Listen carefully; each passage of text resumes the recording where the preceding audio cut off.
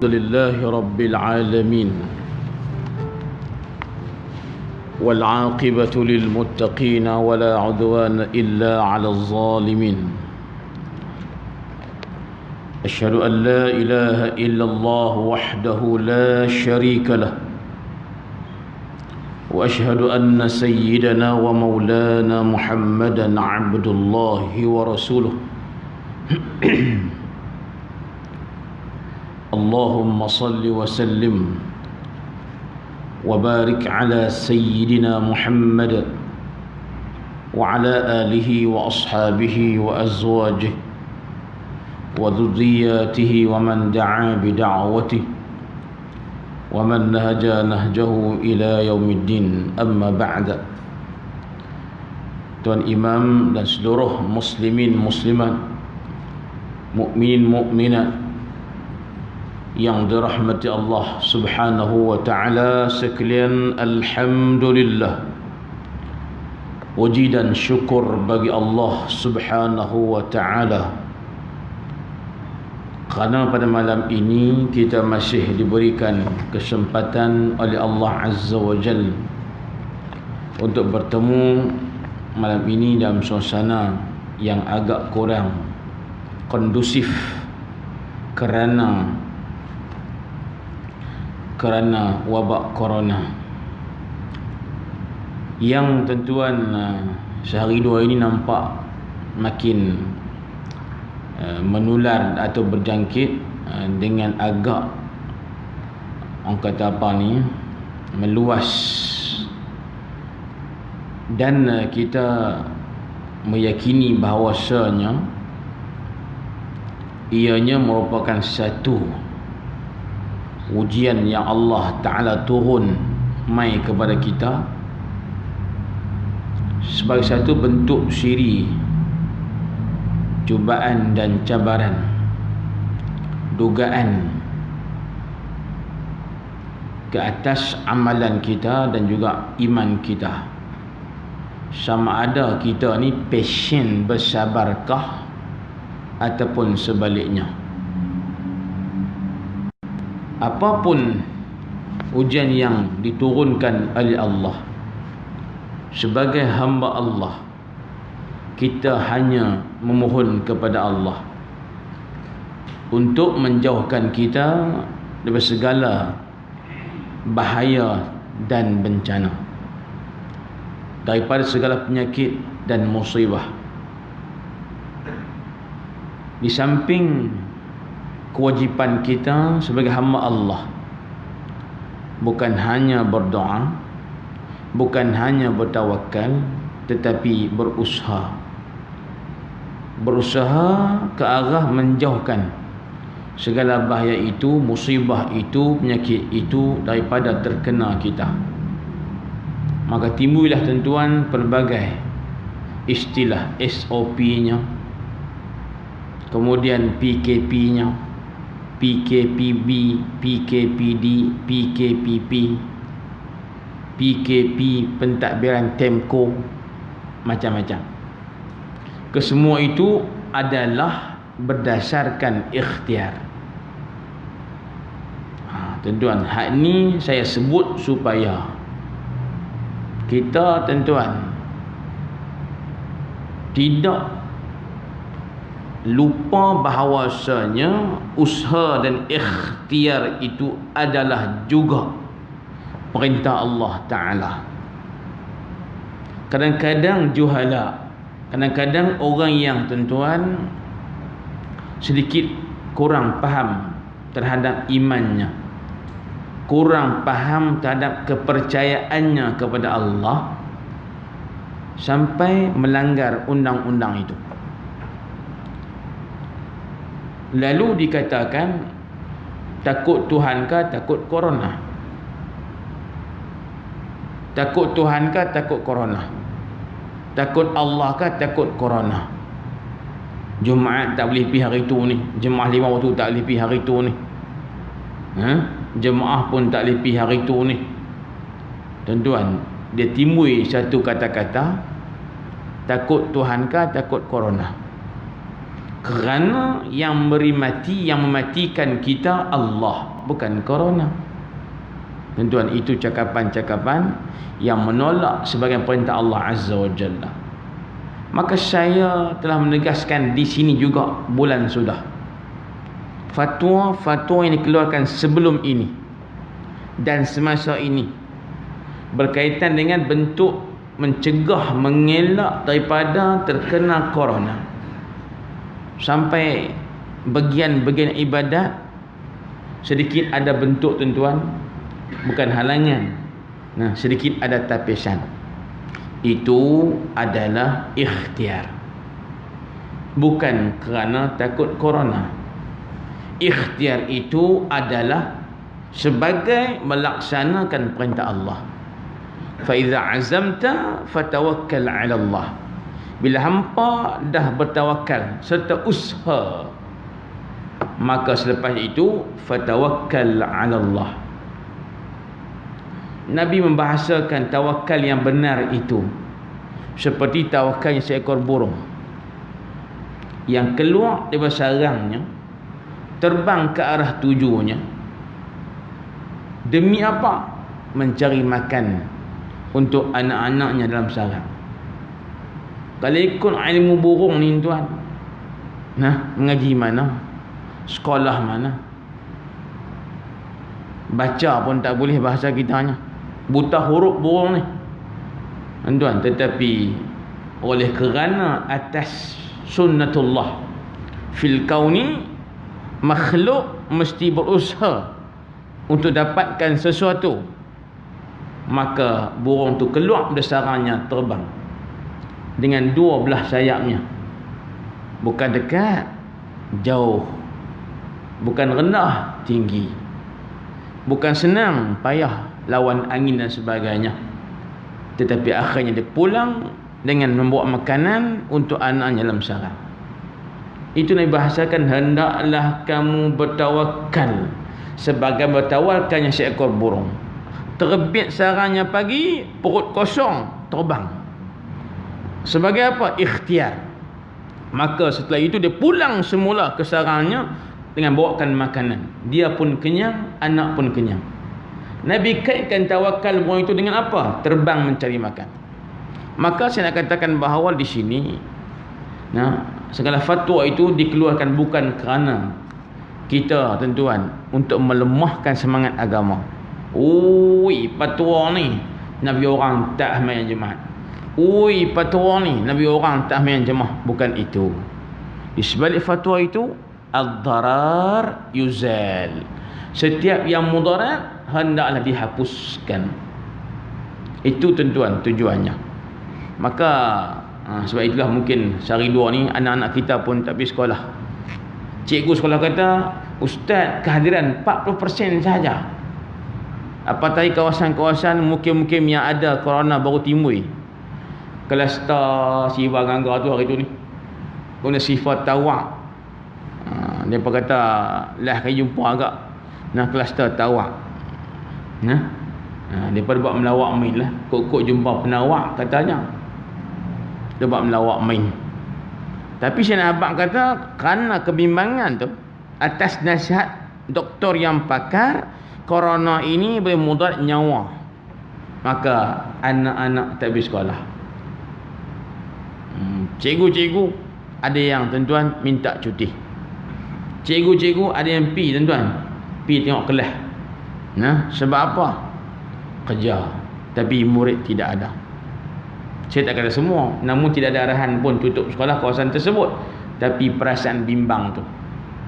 Nah, nak marah tak boleh, nak larang tak kena. Tuan-tuan, ini bentuk pencegahan. Maka mungkin sebab anak-anak pun tak pergi sekolah, pak pun tak pergi masjid. Dia kata kalau hang tak pergi sekolah, pak pun tak pergi ngaji masjid juga. Cuma hang sekolah, pak masjid, dia kata lagu tu. Mungkinlah, tuan, macam lawak bila. Jadi ada riuh-riuh, tuan, seolah-olah tak boleh jemaah, tak boleh Jumaat, tak boleh semayang apa semua tu. Masjid katuk, market buka, masjid katuk, pasar yang buka. Tuan-tuan, bila buka balik pun orang kau ada surut. Faham tak kita ni? Nah, abang kata mungkin juga bentuk pencegahan. Kerana bimbang, takut-takut ada corona. Lah tuan-tuan, orang buat kesimpulan kita terpaksa hidup dengan corona. Nak lari terpaksa keluar dunia lain. Kalau corona ada dengan kita semasa ini, maka mau tak mau kita pun Allah Ta'ala beri pinjam dunia ni untuk duduk sini sebelum kita bertemu dengan akhirat. Corona pun duduk dalam bumi ni juga, maka mau tak mau kesimpulannya kita akan hidup bersama corona. Aku tu lah tuan-tuan puan sekalian. Baik, jadi itu sedikit cerita tuan-tuan. Baik, malam ni kita akan sambung balik kitab kita Idaman Penuntut juzuk yang kedua sampai tamat. Ketua kelas pun tak main ni, no?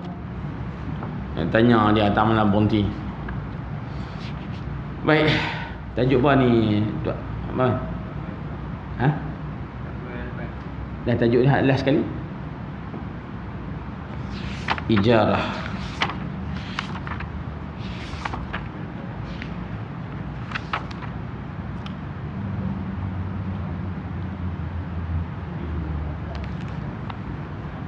Ya, tuan.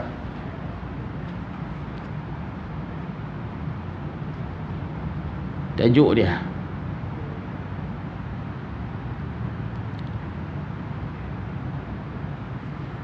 Saya kitab ni banyak baca banyak tempat tu, jadi tanda pun dia hilang. Tak apa baca.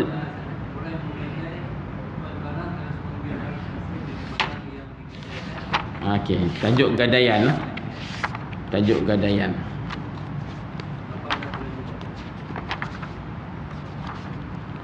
Baik,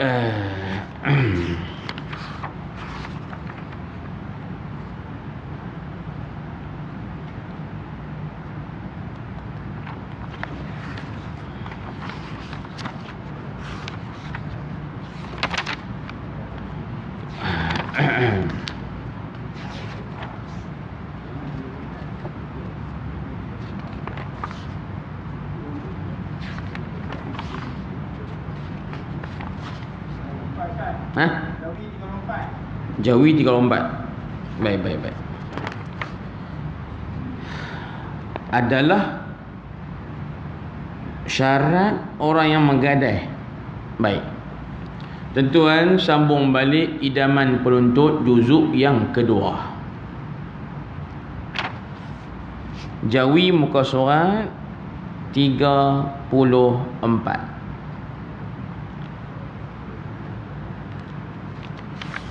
Kata guru kita yang mulia rahimahullahu ta'ala, adalah syarat orang yang menggadai. Betul ya? Dan pemegang gadai ialah orang yang layak mengurus hartanya. Bagaimana ataupun seperti mana pada bab jual beli dan bab yang lain-lain, hutang, pinjam, sewa dan sebagainya. Maka wali, yakni bapa atau datuk atau pemegang wasiat, tidak diluluskan menggadai harta kanak-kanak atau orang gila, dan tidak boleh menerima gadai untuk keduanya, yakni kanak-kanak dan orang gila, melainkan kerana darurah, yakni keadaan terpaksa, atau boleh kerana ada untung yang nyata ketika itu, baharu diluluskan ia menggadaikan atau menerima gadai untuk hutang kerana belanja mereka yang perlu. Titik situ. Tuan-tuan, ini sambungan tajuk kita, bab kita, muka surat 32 Jawi, iaitulah Ar-Rahnu. Ar-Rahnu. Tajuk dia Ar-Rahnu, gadaian. Gadaian ni kadang-kadang kita tak perasan. Maknanya ialah hutang bercagar. Mu nak hutang boleh, tapi kena sandak barang. Barang apa? Ikut lah. Mu akan dapat balik duit di sebalik cagaran kamu, dan duit itu adalah hutang, barang itu cagaran. Bila sampai masa janji kamu boleh bayar balik hutang yang kamu pinjam itu, maka barang ni ambil balik. Dia panggil cagar.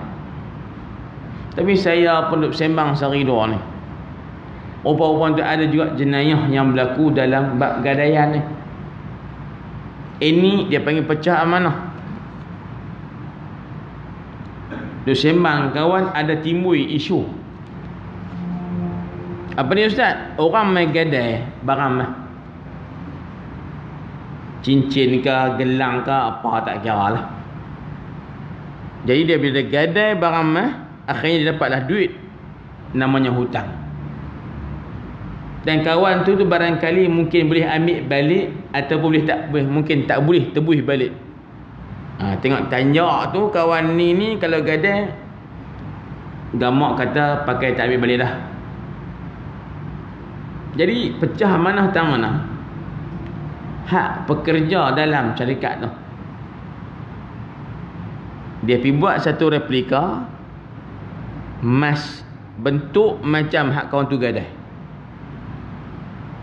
Pi tuan-tuan celup ayak emas ataupun cat emas macam hak barang kawan tu gadai, letak di situ.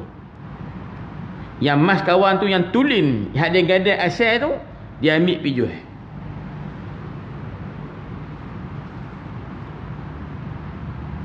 Bocor rahsianya bila kawan yang berhutang tu ada duit pula, nak pergi tuntut balik emas dia, bawa dia seketui, dah bayar balik, kawan tu peluh dahi. Pasal apa? Nak kena bagilah barang emas dia balik. Bila beri tuan, faham dah, emas ni dah berat. Emas ni berat tuan. Kau tembaga bila celup emas dia lain. Maka tu akhirnya timbul keraguan. Cek-cek boleh rupanya tuan, bukan emas pun, logam lain, dia berbentuk serupa, dia pergi celup dengan celupan ayak emas tu. Tuan, kena hak ni tuan, akal yang kita pun tak fikir.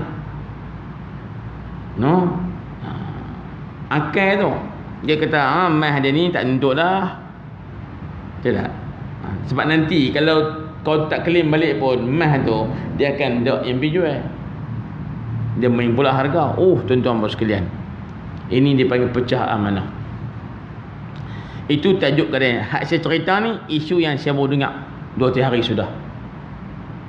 Kita dah berasa tuan, gadai ni biasanya orang yang susah. Nak pakai duit tak ada. Cabutlah, lurutlah emas, lurutlah cincin, lurutlah gelang sebagainya. Pasal apa nak pakai duit ni? Anak nak masuk universiti ni sehari dua ni. Hari ni keluarlah UPU. Hari ni keluarlah UPU, dapat universiti mana tahu. Maka anak nak pergi mengaji, nak kena pakai duit. Dia kata saya ni bukan orang kaya ustaz. Makan pun tak macam orang lain. Pakai pun tak sopa orang. Maknanya susah. Habis itu anak nak mengaji ni kena lurut gelang pula jawabnya. Susah lah maknanya. Tapi dah gelang tuan-tuan besar juga, susah lah ke mana. Tuan-tuan pun tanya, ustaz kan gelang besar ke? Dan tuan nak habaq pergilah. Mungkin hari tu ni nikahkan lelaki jutawan. Lelaki tu mati pergilah tuan. Masa hak kaya tu berilah gelang kat dia, lan tuan, dia pun suri rumah je. Sijil pun tak ada, nak kerja tak boleh. Nak pergi kerja kedai makan, faham ni, resdung. Contoh, nak pergi kerja kedai apa nama, kedai apa-apa lah, kedai barang, sakit lutut, duduk rumah. Maka main nak mengaji tuan, perlulah pada duit tadi, pilah lurut emas pula pergi gadai. Kawan hak yang pegang mana tu, pemegang gadai tu, dia boleh fikir otaknya lagu mana aku nak ambil duit pada emas kawan ni.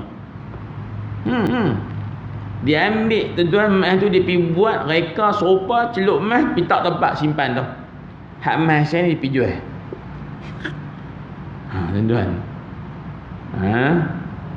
Ini dia kata pecah amanah. Saya dengar sehari dua baru ni saya pun cerita dekat tuan-tuan. Esok-esok ni tuan-tuan pergi tebus balik barang emas tuan-tuan gadai tu. Tuan-tuan, ambil tu tak apalah. Kau kawan hak yang bagi nampak senyum elok tu, tak apalah. Tapi nampak nak pergi balik tuan, tuntut dengan nampak duk peluh dia, cakap pun ketak-ketak, lekat-lekat. Tuan-tuan kata, saya nak pergi tengok dulu barang ni. Nak pergi suruh tukang tengok barang emas ke, bukan emas ke. Hampa tukar ke, asal ke. Pasal apa? Aku tengok dia peluh dia. Cakap gagak-gagak. Kedak dia khutbah sakan ke? Cuma dia gagak mana kan? Contoh. Maksud saya, mungkin itu berlaku tuan-tuan. Tapi benda hak yang tak molek ni, benda yang nakal ni, dia tak lama. Saja timbul. Tuan-tuan dan puan sekalian, itulah tajuk kitanya gadaian. Apa dia gadaian? Hutang bercagar. Sandak barang pasal nak duit. Duit tu hutang. Barang tu kita punya, tapi dipegang oleh pemegang gadai. Nak balik, bayar. Kau tak bayar, tak mampu bayar, surrender. Angkat bendera putih. Maka kawan tu pun kenilai barang, jual, ambil hutang dia hal lebih bagi kita. Ataupun dia jual barang tu nilai murah, tak lepas hutang, kita kena top up pula sikit untuk cukupkan jumlah bayar hutang. Gadaian. Nah tuan-tuan, saya tanya bila uduh-uduh, siapa yang biasa gadai? Tuan-tuan, tak sah angkat tangan. Tak sah angkat tangan. Tapi nak habang kata tuan, saya tuan-tuan biasa fikir gadai apa? Tekah mana? Tekah tuan, barang ada, aset ada, tanah ada, rumah ada, kereta ada, duit tak ada.